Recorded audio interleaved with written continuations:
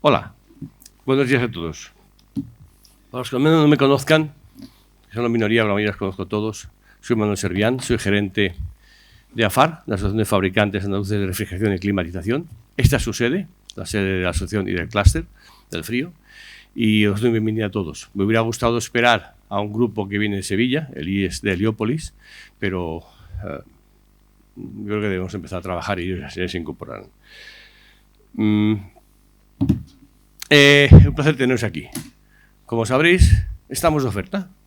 Black Friday, estamos en la oferta del amoníaco.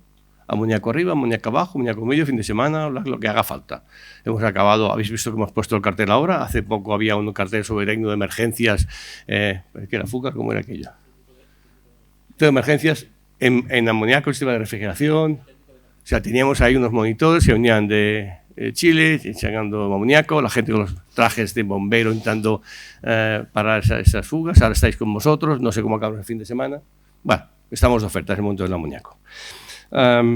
Yo creo que os voy a empezar con algo muy sencillo y muy rápido, y es las conclusiones que tuvimos en Tecnofrío, no hace todavía un mes, Mauricio, creo que fue hace aproximadamente, sí, un mes aproximadamente, intentando vislumbrar el último escenario, no el definitivo, hasta ahí podíamos llegar, el último, donde efectivamente la parte más importante se llevó los gases, que al margen de los temas normativos, de sentido común y tal, pues habría que empezar a ordenarlos un poco.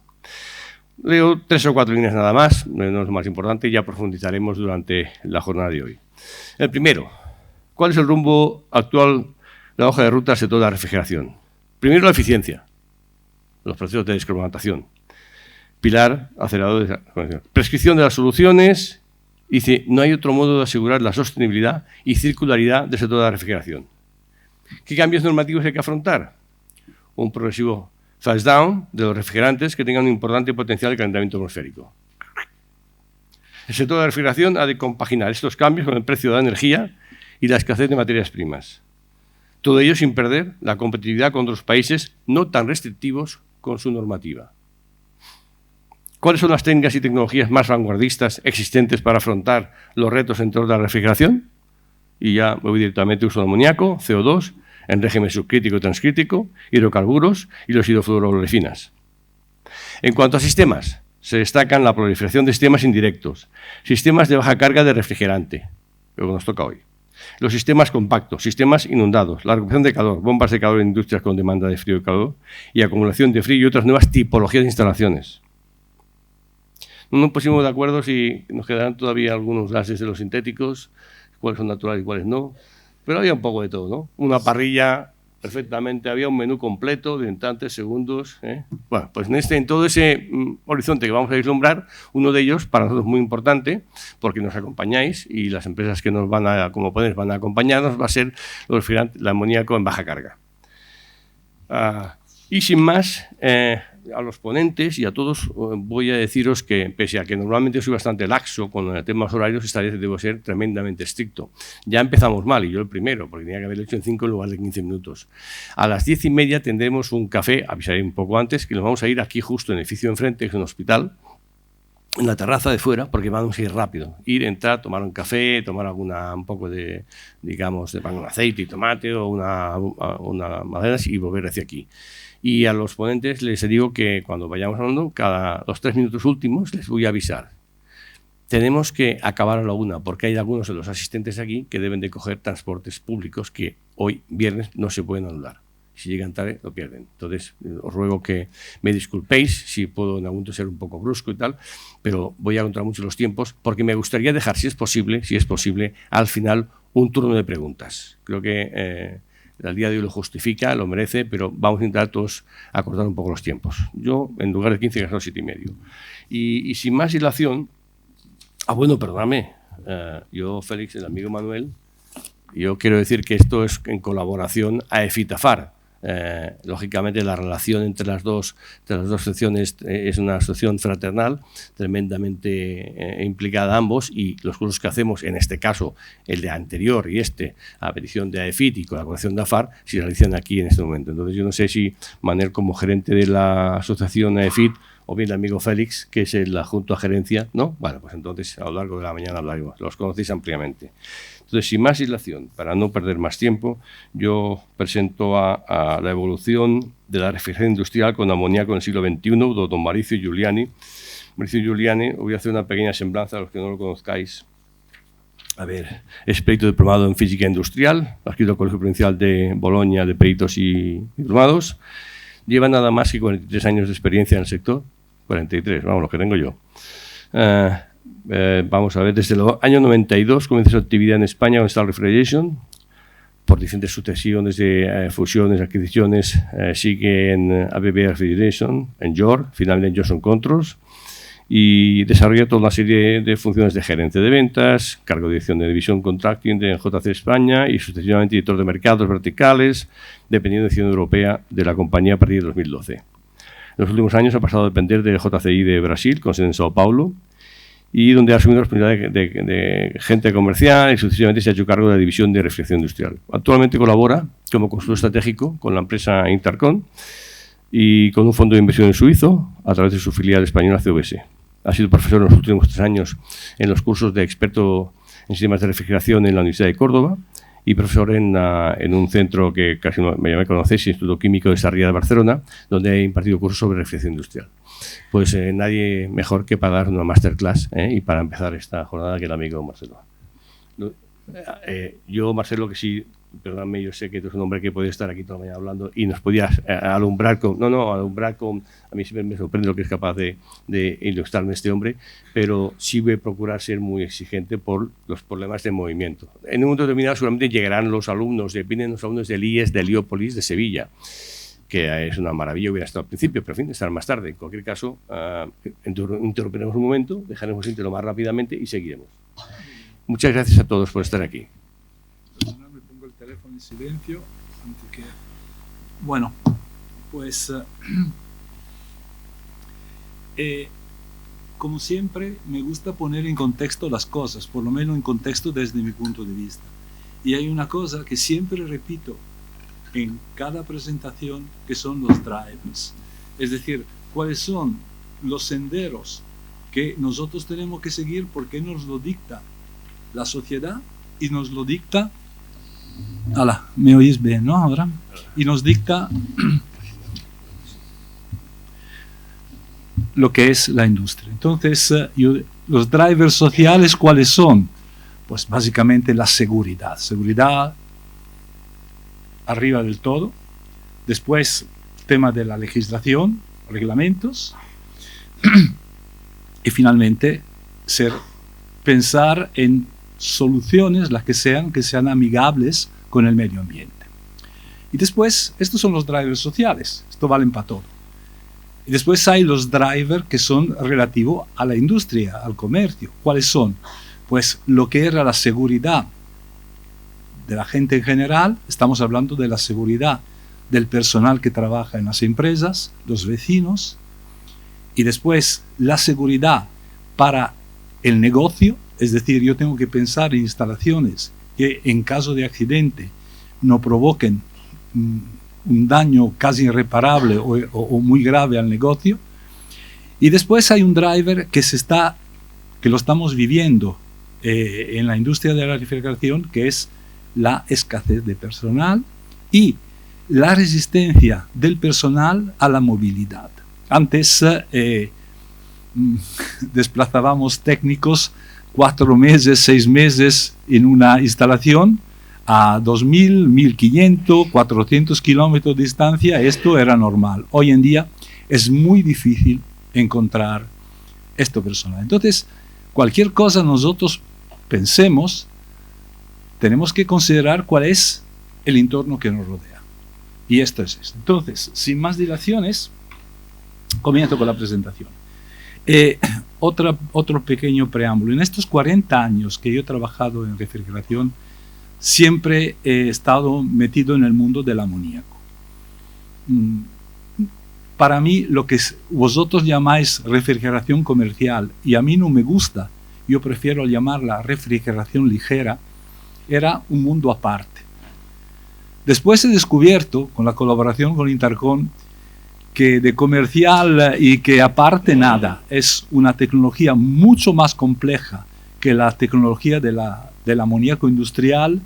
Por ejemplo, estoy pensando en el CO2 transcrítico, estoy pensando en toda una serie de sistemas que hacen que sea, desde un punto de vista tecnológico, absolutamente interesante y con un nivel muy alto. Así que yo invito siempre a dejar de llamarla refrigeración comercial y llamarla refrigeración ligera. Después vosotros la podéis llamar como queráis. Bien, esto todavía es esto. Esto soy yo. Bien, la agenda que os propongo, y si alguien que piensa que podemos hacerlo de otra manera me lo dice, hemos hablado de los eventos apremiantes, hablaremos del porqué del amoníaco y en concreto de los sistemas de expansión directa de amoníaco como factor disruptivo en el sector de la refrigeración. ¿Por qué baja carga la legislación como driver del cambio? Comparativa, referencia, case success story en el sector de las instalaciones con expansión directa en amoníaco. Hablaremos de qué entendemos por baja carga y abriremos el melón tecnológico para mirar un poquito dentro de las entrañas de qué es y cuáles son las problemáticas y los key success factors de las instalaciones de amoníaco. Y las conclusiones. Esta ha sido la presentación probablemente más difícil o la que más me ha costado preparar, porque hay muchas cosas nuevas y desafortunadamente no hay tiempo para entrar en todas las entrañas. Así que pasaré muy por encima de temas que son importantes, pero bueno, yo estoy a disposición, tenéis mis coordenadas para poder preguntar y veréis mucha... yo no soy Steve Jobs, con lo cual mi manera de hacer las presentaciones me encantaría, no es con una slide y después lo explico todo. Hay muchas partes escritas, pero hay muchas partes escritas porque como estas presentaciones se os entregará todas las partes que por tiempo no podremos profundizar, pues allí la tenéis. ¿Os parece bien? ¿Puedo seguir? ¿Sí? Vale. Bueno, pues hemos dicho eventos apremiantes. Pues el primer evento apremiante es toda la temática relativa a los gases halogenados. Yo lo llamo gases halogenados. Protocolo de Montreal, la Kigalis y finalmente en Europa la F-Gas con la probable modificación cada vez más restrictiva de la F-Gas.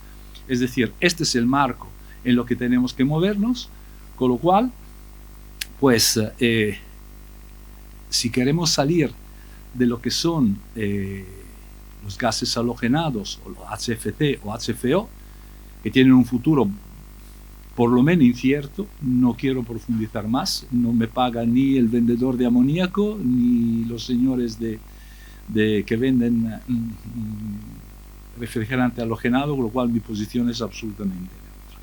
Bueno, no voy a perder mucho tiempo sobre el tema de la eficiencia del amoníaco, ya lo hemos debatido, vosotros sois todos técnicos, conocéis perfectamente, no voy a presentar ni una gráfica de la característica de transporte térmico del amoníaco, nada, ya os doy por sabido, simplemente decir, evidentemente, pues 0 PCA, 0 dP, energéticamente eficiente, bajo coste, y una serie de componentes pues fácilmente reperible.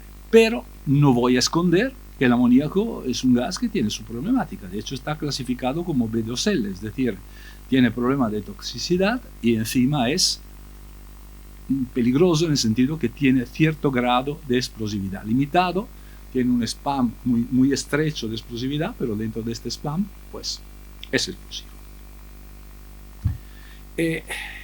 Con lo cual, pues evidentemente, pues genera mucho reparo. Y veremos, no tanto en España y en Europa, cuanto en los otros continentes. Bueno, Normalmente las instalaciones de amoníaco se han basado en sistemas con bombeo. Es decir, hay un depósito de amoníaco, hay unas bombas que recirculan una cantidad de entre 3 y ahora 1,2 veces, 1.12 veces la cantidad de amoníaco que sirve para la evaporación. Este es un ejemplo clásico muy reducido de un sistema de amoníaco, pero este tipo de diseño implica que la cantidad de amoníaco que está en los circuitos es extremadamente elevada.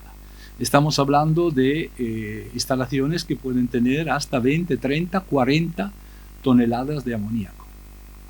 Con lo cual, realmente allí existe un peligro potencial. Y no se puede, no, bueno, pues está allí. No, existe. Tanto es así que, por ejemplo, en Italia, que es mi país, como se nota por el acento, que instalaciones de amoníaco de un cierto nivel requieren la presencia de un titulado en química en plantilla para poder ser operado.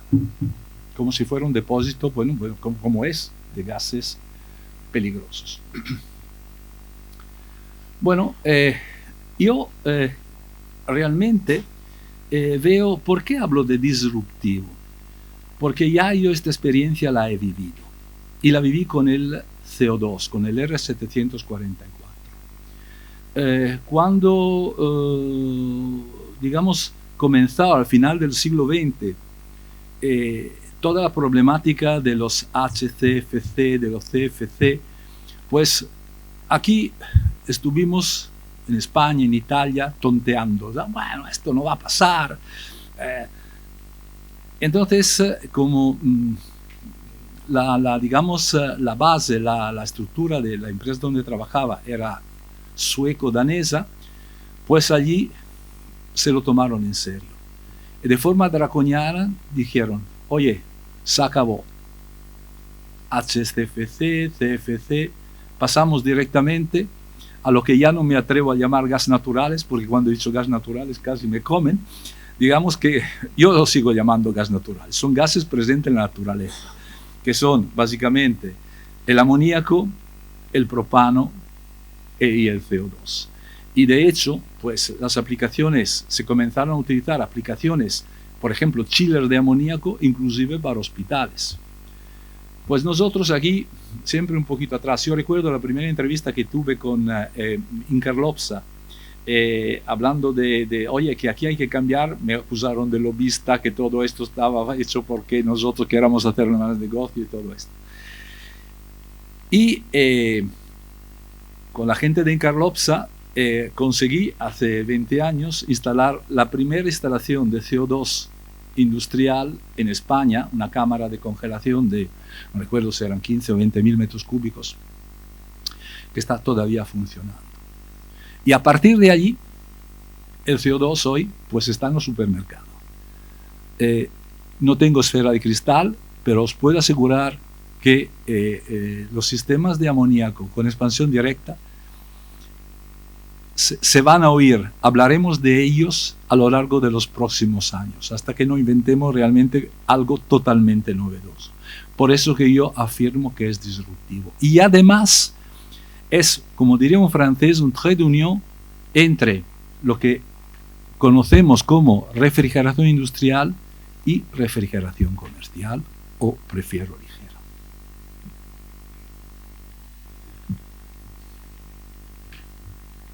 Bueno, esta es la problemática a la que nos enfrentamos. No voy a hablar de la problemática de los HFO, ACFT, lo que sea, porque ya se ha hablado en demasía.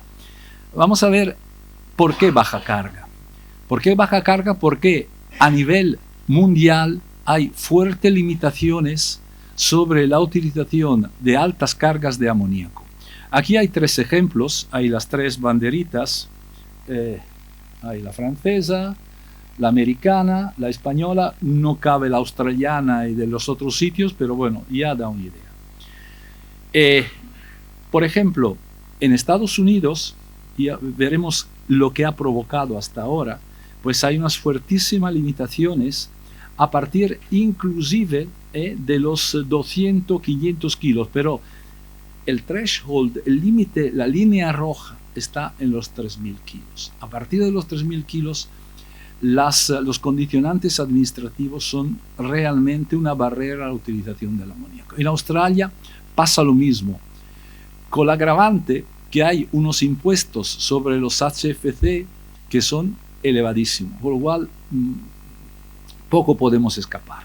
Y en Francia, pues, pasa a mitad de lo mismo. Repito, no me puedo parar aquí porque si no, se nos va todo el tiempo. Bueno, eso es lo que yo creo que es interesante. Oye, ¿qué está pasando? Bueno, vemos el ombligo en España y todo esto, pero ¿qué está pasando en el mundo? Pues mira qué ocurre en el mundo. Aquí en Europa tenemos 2.200 instalaciones de amoníaco. La verdad que yo no las he contado. Entonces, si en lugar de 2.200 son 2.400 o 2.000, pues no lo sé. Pero lo que sí veo es que en todo Estados Unidos hay 530. En Australia hay 100 testimonial. La razón está en una frase que viene después. He puesto aquí algún case story, solo he puesto 2, pero tengo como 50 o 60 de estos. Esto, por ejemplo, es una instalación en amoníaco en expansión directa en Estados Unidos. Aquí hay las características, son instalaciones grandes. Esta es otra instalación en Estados Unidos. Estamos hablando de 4.500 metros cuadrados.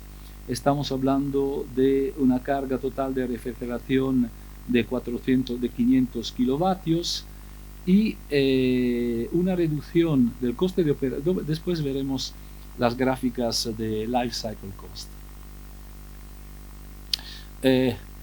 Estos han sido suministrados por Cole McCoy, que es un productor americano de intercambiadores y evaporadores.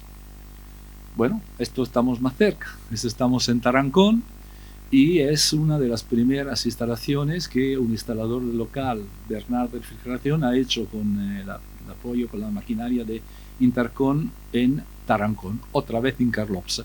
Carlopsa es un poquito el conejo de India de este tipo de cosas. Bien, esta es una gráfica, bueno, no la he hecho yo, y como no lo he hecho yo, puedo decir que es extremadamente interesante. Aquí veis una curva de regresión y los puntitos, no sé si se ve bien aquí. Bueno, esta es la gráfica mejor que hemos encontrado, me la ha dado Javier. Aquí hay varios tipos de instalaciones, ¿no? Por ejemplo, aquí tenemos en azul lo según la guía SRAE, después tenemos sistema convencional de 2 etapas y en verde, esta verdecita clara aquí, la de baja carga. Esto es el volumen de las cámaras y esto es lo que ellos llaman el SEC, Specific Energy Consumption. Entonces, evidentemente, pues se demuestra que no en un caso, pero en muchos casos, quien mejores prestaciones da en términos de life cycle cost, de ciclo de vida operativa, son este tipo de instalaciones. Normalmente, este tipo de slide, de diapositivas, se proyectan al final. Yo he decidido ponerla al principio porque todo el mundo entienda el contexto. No estoy hablando de futurible, no estoy hablando de cosas visionarias, estoy hablando de la realidad. ¿Qué va a ocurrir? Que como siempre, aquí vamos un poquito rezagados. Entonces, esto los americanos, esto los australianos, esto los canadienses. Dentro de 3 años, pues esto. Cuando tuvimos era York, no recuerdo si todavía se llamaba Sabro, Estal o York, ya la memoria me pierde. Cuando comenzamos con el CO2, todo decía, no, esto no, es muy peligroso. Bueno, mensaje comercial. Estuvimos 2 años sin competencia. Ojo al parche. Por 2 años todas las instalaciones industriales de este tipo las hizo York. Y la competencia llegó bastante después. Va a pasar lo mismo, os lo aseguro.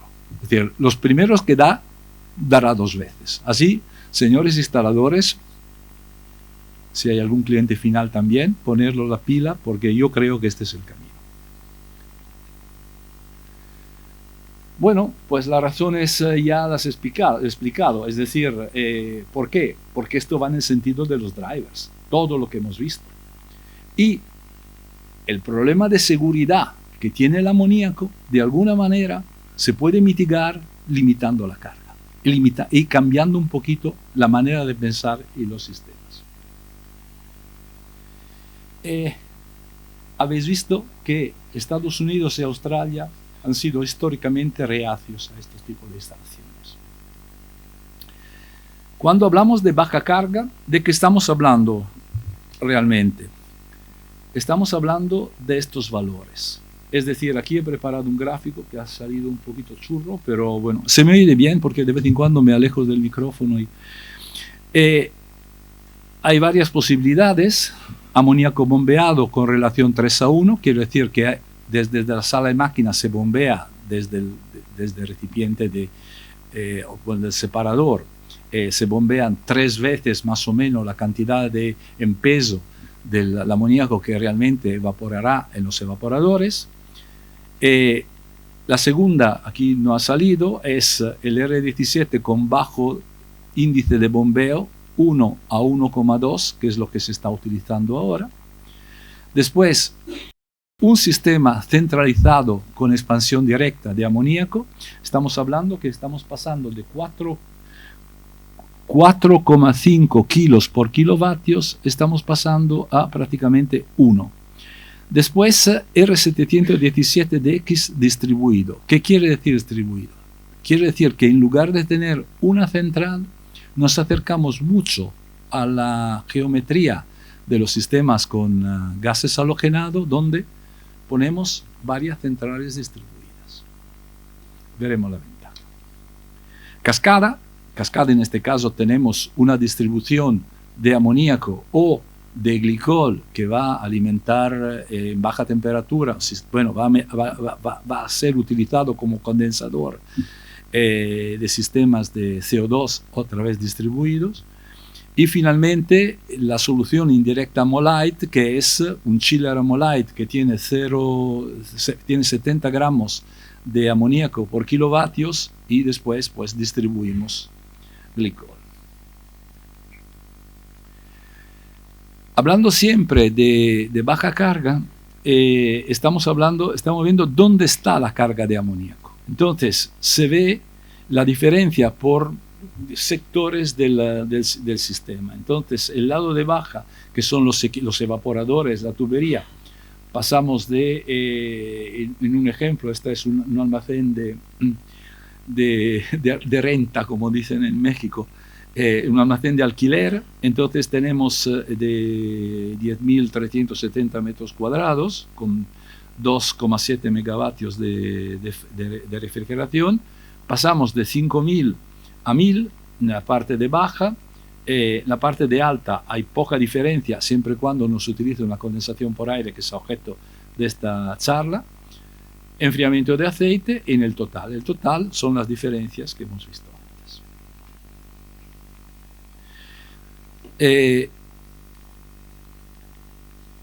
Lo digo muchas veces, el diablo está en los detalles. Lo que pasa es que en este caso no son detalles, son los puntos claves donde el ingeniero, el instalador tiene que prestar la máxima atención, porque las instalaciones dejar decirme el freón, porque yo soy ya viejo del lugar, lo llamo freón porque me sale muy cómodo. Hay que tener mucho cuidado. En las instalaciones de amoníaco con expansión directa también hay que tener mucho cuidado. Yo diría que hay mucho más ingenio y menos hierro en una instalación de amoníaco con expansión directa que en un amoníaco bombeado. Más ingenio, menos hierro, menos amoníaco. ¿Cuáles son los puntos? Los puntos, y leo porque si no se me va a olvidar alguno, pues está básicamente el diseño del evaporador, que tiene que ser totalmente diferente de lo que estamos utilizando normalmente con los sistemas de bombeo. El sistema de expansión y distribución. Después el amigo Félix nos eliminar, tener mucho cuidado en la posibilidad de retorno de líquido. Aquí no tenemos un separador de aspiración que parece un submarino nuclear. Aquí o no tenemos o lo tenemos muy pequeño, con lo cual, pues oye, tenemos que tener cuidado y no tener retorno, porque si no el compresor se nos va a la basura. Tener mucho cuidado con el tema de las fugas, pero antes que las fugas, bueno, si es baja carga, no disponemos de tanta amoníaco, es decir, si comenzamos a perderlo, pues muy pronto, pues el sistema no funcionará. Pero creo que no es el problema más grave, porque la fuga de amoníaco se nota. Habéis visto ayer lo que han estado aquí. El problema es la entrada de aire. Y la entrada de aire quiere decir entrada de incondensables y sobre todo entrada de humedad. Sistema Dry-Ex y humedad no se casan para nada. Entonces tendremos que tener mucho cuidado en estos aspectos. La gestión del desescarche, yo tengo mi punto de vista que seguramente mucha gente no coincidirá conmigo, pero oye, pues por eso estamos aquí, para discutirlo. Bueno, el diseño del piping en general y, muy importante, por lo que yo he podido analizar, estudiar y lo que se ve, el tipo de aceite a utilizar. En este caso, la experiencia que tenemos es con aceite PAG, polialquil Manuel Socorro, PAG, ¿qué quiere decir? Muy bien, muchas gracias. Bueno, pues hemos dicho que el primer punto es el tema de los evaporadores. Entonces, tenemos que tener cuidado que a lo largo del recorrido de la tubería del evaporador, el tipo de flujo no sea laminar. Lo veremos después si funciona, cruzando los dedos, pues veremos los varios tipos de flujo. La buena transferencia, o sea, ¿qué ocurre? El volumen específico del gas, del amoníaco respecto al líquido es muy elevado, con lo cual tan pronto como comience a evaporizar, pues tenemos que todo el tubo, gran parte del tubo está ocupado por vapor. Entonces el vapor tiene un coeficiente de intercambio interno, un alfa I, como lo llamo yo, muy bajo. Entonces tenemos que hacer que todo el tubo esté mojado lo más posible. Entonces, ¿cómo lo hacemos? Tenemos que privilegiar un patrón de flujos que se aleje lo más posible de un flujo laminar.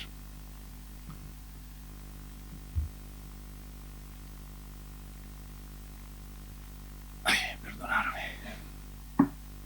Aquí. No, va bien así. Entonces, intentamos de huir del flujo, del patrón de flujo estratificado y del ondular, que son muy parecidos, buscando al interior de los tubos de los evaporadores flujos turbulentos o mejor que mejor anulares.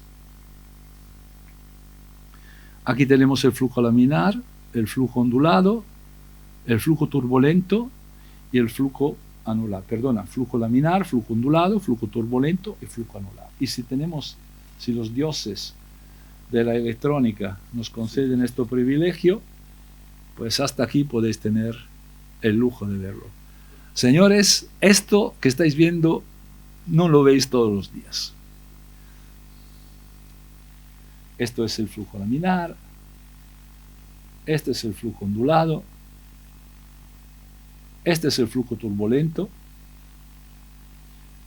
y este es el flujo anular. Lo que pasa es que el flujo anular realmente se ve poco, porque no se ve mucho la diferencia entre el flujo anular y el flujo ondulado. ¿Por qué? Porque no se ve la parte, el visor no permite de ver la parte superior, pero en la parte superior se reproduce exactamente lo que ocurre en la parte inferior. ¿Cómo voy de tiempo? Mal, ¿verdad? Bien. Aquí entramos, he dicho, mucho más ingenio y mucho menos hierro. Estos son los patrones de flujo. Alguien, Collier et Thombe, después otro señor que se llamaba, no me acuerdo, Baker o algo por el estilo, se perdieron su tiempo en estudiar en función de los varios parámetros, básicamente lambda y el otro simbolillo allí que no me acuerdo cómo se llama, pues en qué situación, con qué caudales pues teníamos o se producían estos varios flujos. Este diagrama es mucho más interesante.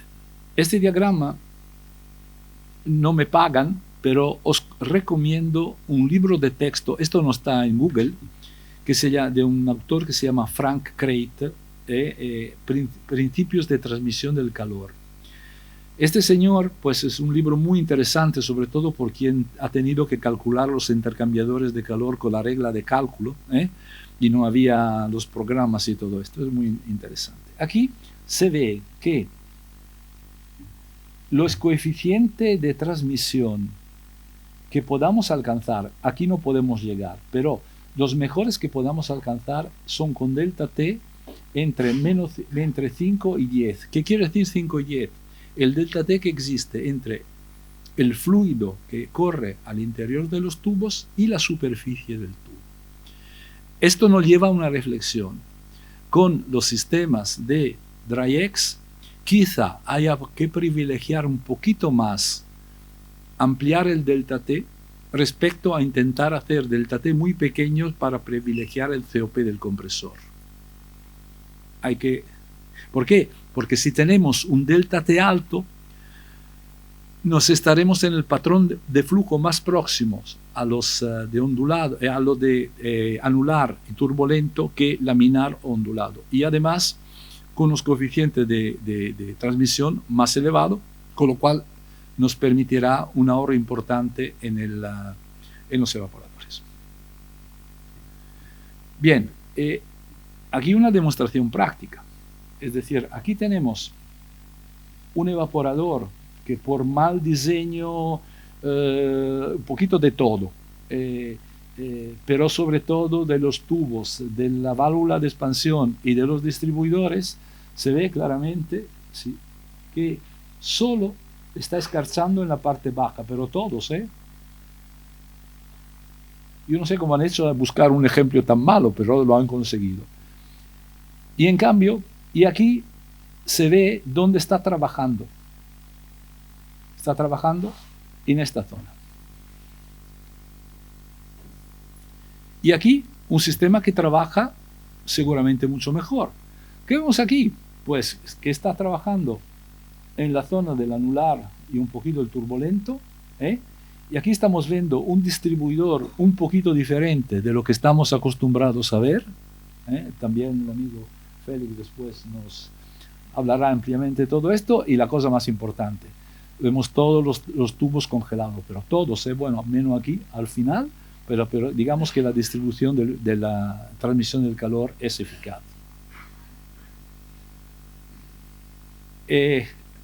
Aquí tengo dos ejemplos de tubo. Julio, estás aquí, ¿verdad? Uno me lo has dado tú. Uno es el de arriba, es el tubo que no es competencia de Julius porque Colmac McCoy no vende en España, con lo cual me he permitido de ponerlo sin ponerte los cuernos.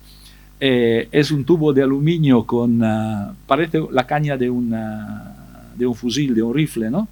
Estriado. Este es en aluminio. El aluminio tiene un coeficiente notorio, un coeficiente de transmisión interno bastante elevado. Y el otro es lo que comercializa el amigo Julius con Thermofin, que es un tubo en acero inoxidable, que es realmente lo que se ha utilizado, si no recuerdo mal, para la experiencia con Incarlopsa, que también es un tubo estriado. Ambas dos soluciones son válidas. Son válidas porque permiten ayudar a mantener las velocidades, sobre todo por un efecto de atracción superficial, favorecer lo que se llama un patrón de flujo anular.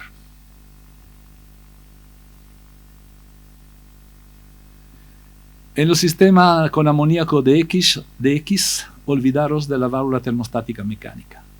No funcionan. No funcionan por varias razones. No funcionan porque necesitan un recalentamiento mucho más alto. Sabéis que el recalentamiento no puede ser alto si tengo unos limitados delta T entre la temperatura de entrada del aire y la temperatura de evaporación, y encima no sé muy bien dónde poner el bulbo. Porque si lo pongo abajo, bueno, si lo pongo arriba, malo porque nota el vapor. Si lo pongo abajo, no se sabe muy bien lo que va a pasar. Con lo cual, la única solución como sistema de expansión, si hablamos de válvulas, son válvulas electrónicas, que pueden ser motorizadas o lo que se llama PWM M, Pulse Width Modulator, moduladores de ampliación de onda. 10 minutos, pues vale, entonces voy. Aquí vienen los delta T para funcionar. Esto es el último grito de la sabana, es decir, son un sistema capacitivo en lugar de la válvula de expansión, pero os puedo decir que la experiencia que se ha hecho se ha realizado con una válvula de expansión motorizada y funciona perfectamente. Estos aparatos cuestan casi 2.000 euros cada uno, con lo cual por el momento le dejamos para el futuro. ¿Sí, no? Claro. Estos son los 3 tipos de distribuidor que os presento. No me quedo mucho tiempo porque no tengo tiempo y después Félix os va a hablar. Esto lo conocéis todo, es el distribuidor Venturi. Esto es un distribuidor que se llama Cubacal y este es el distribuidor de Coleman McCoy. Ambos distribuidores tienen una peculiaridad, desgasifican el fluido que entra. Es decir, el fluido que entra no entra en fase mezclando líquido y vapor, pero a los tubos se intenta que llegue solo líquido.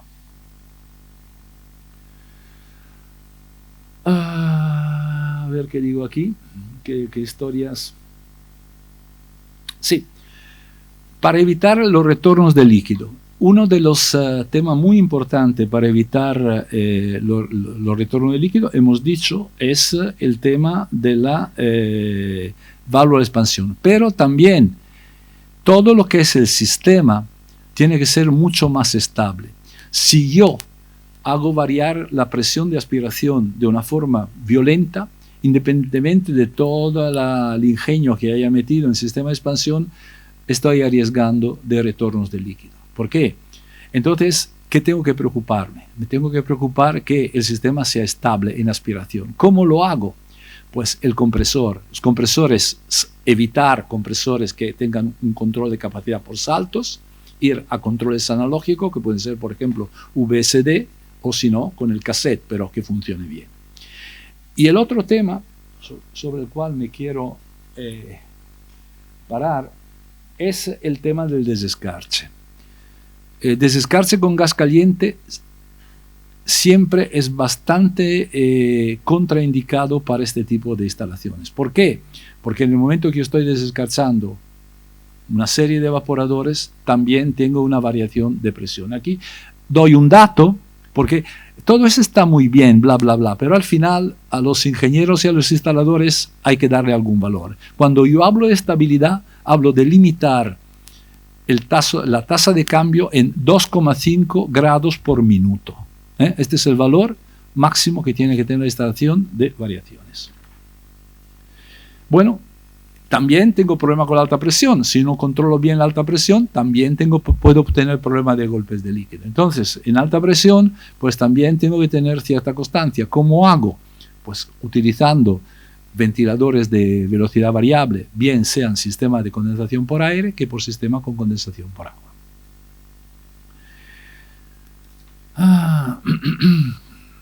Bueno, esto yo lo paso bastante rápidamente, porque si no, no me da tiempo de hacer nada. Y aquí el otro punto importante es el tema del subenfriamiento del líquido. No me puedo permitir el lujo de tener burbujas en la línea de impulsión. Evidentemente, en un sistema con bombeo, pues tengo presión, con lo cual no tengo problema. En un sistema de expansión directo, pues tengo la presión de condensación. Si por problema que el circuito es largo, no es suficientemente bien aislado, o razones parecidas, pues hay producción de vapor, pues esto evidentemente perjudica de forma importante el funcionamiento del sistema de expansión y del sistema de distribución. Con lo cual necesito entregar a la válvula de expansión, al sistema de expansión que sea, pues un vapor ligeramente subenfriado. ¿Cómo lo hago? Bueno, mira, aquí hay dos posibilidades que la vemos aquí, es decir, un sistema de intercambiador, otro sistema que también me puede servir como separador de aspiración, y por último, pues la solución más sencilla, que es utilizar, en el caso utilice compresor de tornillo, pues un economizador. Si yo tengo un economizador, ya he solucionado bueno, según las condiciones de funcionamiento será un verdadero economizador, es decir, que me mejora el COP del sistema, o como yo lo llamo, un falso economizador, que la única cosa que hace es aumentar la capacidad de refrigeración del compresor y al mismo tiempo pues me subenfría el líquido. He solucionado brillantemente el problema. Hablaba de desescarche. Hemos dicho que yo soy enemigo jurado del desescarche por gas caliente en sistemas de amoníaco, sean lo que sean, porque los únicos 3 accidentes que yo he vivido en amoníaco, los 3 han sido provocados a lo largo del desescarche. A ver, hay muy pocos accidentes en amoníaco, porque la reglamentación, la buena técnica del arte, los proyectos son muy buenos. Pero los pocos que hay, los muy pocos que hay, un punto muy delicado son las curvas de los evaporadores. Cuando el metal que utilicemos, sea acero inoxidable, sea acero galvanizado, sea aluminio, lo curvamos, nadie va a hacer radiografía después. Y es verdad que hoy en día se utilizan sistemas de descarche con baja presión, 7 bares, no va a 12, 13. Pero imaginaros un evaporador que está funcionando a menos 30. A presión atmosférica, improvisamente le meto 7 bares y a 35 grados. Pues no es la mejor situación para una curva que no ha sido radiografiada. Con lo cual yo propongo 2 sistemas. Uno que en España no se utiliza, que es el desescarche por agua, inclusive a baja temperatura. Hay que hacerlo bien, alimentación de los evaporadores por arriba, grandes caudales de agua, estamos hablando de 250 litros al minuto, eso realmente son sprinkler, o solución para mí muy elegante, desescarche por glicol caliente. De central estoy calentando glicol y distribuyo mi glicol a la instalación y así tengo el tema del desescarche. Aquí hay un ejemplo. ¿Cuánto? 5 minutos, vale. No, es que para daros una idea, Bruce Nelson era el CEO de Colmacoil, buen amigo mío, y que es lo que en algún momento me ha ayudado con todo ese tipo de cosas. Esto os da una idea del impacto de la presencia de humedad y de la importancia que tiene no tener humedad en el circuito. Aquí tenéis una gráfica que os da la capacidad de reducción en función, ¿vale?, de la concentración de agua. Considerar una cosa, a mí me ha costado 2 días entenderlo. A la salida de un evaporador en expansión directa, cualquier sea el título de agua, con que haya agua, siempre es del 20% de agua líquido en el líquido que sale del evaporador. ¿Por qué? Porque cuando llega a este porcentaje, el refrigerante deja de hervir. Evidentemente, en función de la cantidad de agua que tenga, pues tendré más refrigerante líquido que sale del evaporador, con lo cual puedo tener también retorno de líquido porque la válvula, por el sistema de expansión, no lo detecta, pero tengo agua. ¿Por qué no lo detecta? Porque para él está bien, lo que pasa es que para el compresor no está bien. Y aquí tengo un sistema que es lo que se utiliza, y veremos por qué, en grandes cargas bueno, si estamos hablando de instalaciones centralizadas de 100.000 metros cúbicos, pues la instalación, aunque sea de DX, pues tiene en expansión directa y tiene mucho gas refrigerante. Con lo cual, si yo no pongo las medidas, mi ingenio para evitar el agua, pues tengo mucha agua. Este es un sistema de destilación de agua dentro de un sistema. El amigo dice que en este caso, pues tendremos una extracción de 104 litros que no es agua, es hidrato de amonio, que es un problema porque lo tengo que extraer, pero no lo puedo tirar al desagüe, tengo que guardarlo. Bien. Es decir, el ideal, no tener agua. ¿Cómo hacemos a no tener agua? Pues con los aceites PAG. No voy a entrar esto es la lección magistral que me ha dado Manuel, espero haberla aprendido bien. Las moléculas del PAG, me ha explicado, son una especie de clip. Aquí se ve. Entonces tienen una gran capacidad de retener el agua. Se ve aquí en la estructura molecular. Y otra cosa, el suministrador de amoníaco. Yo tenía en la cabeza que el máximo de agua era un 3%. Pues no, Linde suministra amoníaco anhidro al 99,98%. Esto es un 0,02%. Es decir, muy poca agua. Y esto es importantísimo. Si yo no meto agua en la instalación, me siento muy bien. Y además, no voy a entrar en estos cálculos, inclusive porque puede ser que haya algún error, pero para daros una idea, si yo utilizo, por ejemplo, este tipo de aceite y este tipo de amoníaco, pues tengo un margen. Este aceite es capaz de, por ejemplo, absorber, en este caso, por ejemplo, en un caso práctico que tenemos en Inkarlovsa, donde tenemos 100 kilos de aceite y 50 kilos de amoníaco, tenemos margen por 800.000 gramos, es decir, casi 1 kilo de agua que podemos absorber con el aceite. ¿De dónde viene este agua? Pues este agua viene de la posible entrada de humedad, una reparación hecha esto, un mal vacío que se ha hecho en la instalación. Por cierto, veremos que el vacío en las instalaciones es tan importante como en las instalaciones de freón. Voy muy rápido porque si no, no veo esto. Entonces, importantísimo, evitar entrada de agua. Compresores semiherméticos o compresores abiertos de tornillo, pero con acoplamiento por túnel. Es decir, donde el prensa mecánico no sea sujeto a esfuerzos axiales, que son lo que estropean y permiten la entrada de aire. Entonces, facilitar el retorno de aceite al sistema.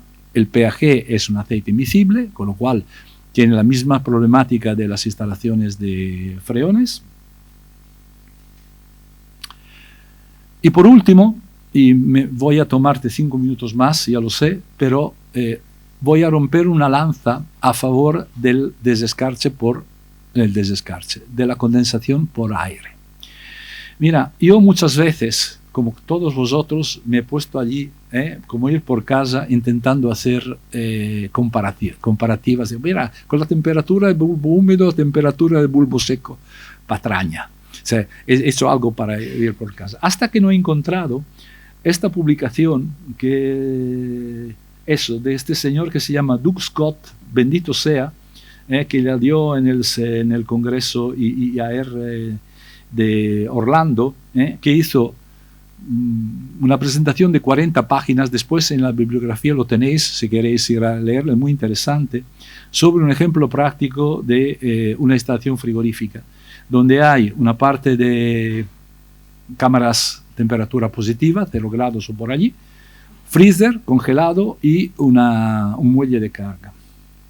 Bueno, primero, yo lo hice en Estados Unidos, pero lo vi muy interesante porque en el spam de ciudades os he puesto también la temperatura en grados centígrados, porque hacer la operación grados Fahrenheit menos 32 multiplicado 9/5 es complicado. He puesto ya los datos en centígrados, así lo tenéis allí. Veis todas las posibilidades. Por ejemplo, si no recuerdo mal, Phoenix tiene condiciones muy parecidas a las de Sevilla. Es decir, el estudio ha sido hecho, otras tienen condiciones más benignas, por ejemplo, qué sé yo, 32, 33, Chicago, bueno, ya está, ¿vale? Y también una condición de bulbo húmedo, que es lo que ellos llaman WBT, ¿vale? Bien, con esta tienen costes de agua, fijaros, ¿por qué condensador por aire? Porque el agua es un bien cada vez más escaso y cada vez más caro, y además hay un peligro brutal que se llama legionelosis. Si vosotros preguntáis al señor Josep Taradellas, que es, sabéis lo de la pizza, ¿no? ¿Qué problema ha tenido con la legionelosis? Él no ha tenido ningún problema, la ha tenido el señor al lado, que no cuidaba la torre. Le han hecho cerrar la instalación 3 o 4 días o una semana. Y además con la publicidad de tener legionelosis. La gente no sabe si la legionelosis la legionela está en la pizza, está realmente en las gotitas. Puede sufrir lo que vive allí, pero en la pizza no está. Pero la imagen corporativa es brutal, es horrible, se pierde un montón de dinero. Entonces, pues agua, personalmente, lo menos posible, carísima, porque cuesta la captación, cuesta el desagüe y cuesta el tratamiento. Fijaros que estamos hablando de 19, en Atlanta, $19,5 por 100 pies cúbicos. En metros cúbicos no he hecho pero os divertís vosotros a hacerla. La había hecho, pero ha desaparecido. Aquí hay un análisis también de los costes eléctricos. La electricidad en Estados Unidos, curiosamente, está... yo pensaba que era mucho más barata. Estamos hablando de 0,1, 0,12 euros por kilovatio. Ahora el dólar y el euro prácticamente son las mismas cosas. ¿Los resultados cuáles son? Los resultados son que al final los costes con condensación por aire son un menos 7,5% respecto a la condensación por agua. No es verdad, esta es una patraña. Pues señores, es verdad, porque además estos cálculos no han sido hechos, con un cálculo de capacidad de tipo dinámico, considerando hora por hora las curvas de climatología de la zona a lo largo de todo el año. Evidentemente un año tipo, que siempre se intenta buscar el año más significativo. Con lo cual, ¿por qué condensación por aire? Porque si yo hago condensación por aire, además puedo hacer varias cosas. 1, no necesito agua. 2, puedo pensar en condensadores microchannel con un bajísimo contenido de amoníaco. 3, puedo pensar en hacer módulos prefabricados tipo motocondensador. Y aquí hago un cálculo que me ha ayudado Ernesto, porque no sabía cuánto tenía de volumen específico los condensadores evaporativos. Tiene 1,43, es decir, litros por kilovatios, mientras que un microchannel tiene 0,3, con lo cual aquí tenemos una reducción importante de contenido de amoníaco. Aquí es otro punto importante, el piping. Aquí tengo una tabla donde se ve la diferencia de pérdida de carga en el conducto de aspiración entre un sistema DryX y un sistema con bombeo. ¿Por qué? Porque en un sistema con bombeo tengo también líquido, con lo cual mi sección es inferior. Bueno, voy un poquito atropellado, con lo cual, llegando ya a las conclusiones, existe un amplio mercado, un minuto más y he terminado, no sufras. Un amplio mercado potencial para este tipo de sistemas. Los case studies aportados demuestran que no es algo futurible, no es algo que haya salido de la cabeza de un loco pensador, es algo muy actual. Lo que ocurre es que esto es mi warning. Yo no pensaría en instalaciones DryX para instalaciones extremadamente grandes. Es decir, yo enfocaría este tipo de soluciones a lo que yo llamo DryX distribuido. Pensarlo, los instaladores de aquí, que digamos están en el mundo de la instalación ligera, pues este sistema lo conocen perfectamente, es decir, motocondensantes y evaporadores. Y esta aquí, he copiado una fotografía, una imagen que después presentará mi amigo Javier, pero yo solo aquí. Tenemos aquí un sistema motocondensante, tenemos aquí el evaporador, tenemos líneas muy cortas, fáciles de hacer el vacío. Con el sistema de desescarche por glicol caliente podemos tener un único evaporador y un único motocondensante porque acumulamos el glicol caliente para hacer el desescarche. Ahorraremos tiempo, el tiempo de instalación es mucho más limitado respecto de puesta en marcha. Se puede entregar centrales prefabricadas y esto vale para los instaladores en el sector industrial que en el sector ligero. Es decir, pensemos que los tiempos de instalación puesta en marcha, hemos hablado que los técnicos no se quieren desplazar 6 meses o 3 meses en instalación. Aquí el motocondensante se prueba en fábrica. Bueno, pues voy muy rápido, pero el tiempo esto y 2 cosas. Un especial, no me oye, pero se lo diré porque se mando la presentación, a mi amigo mexicano Gabriel Gutiérrez, que es el Area Manager por Latinoamérica de Colmacoil, al amigo Julius, que me ha suministrado alguna noticia, a Manuel Muñoz de Srive, que me ha dado la lección magistral sobre los aceites. Y aquí la bibliografía que os dejo aquí porque es muy interesante leerla. Pues señores, gracias por la paciencia y gracias a ti también, Manuel.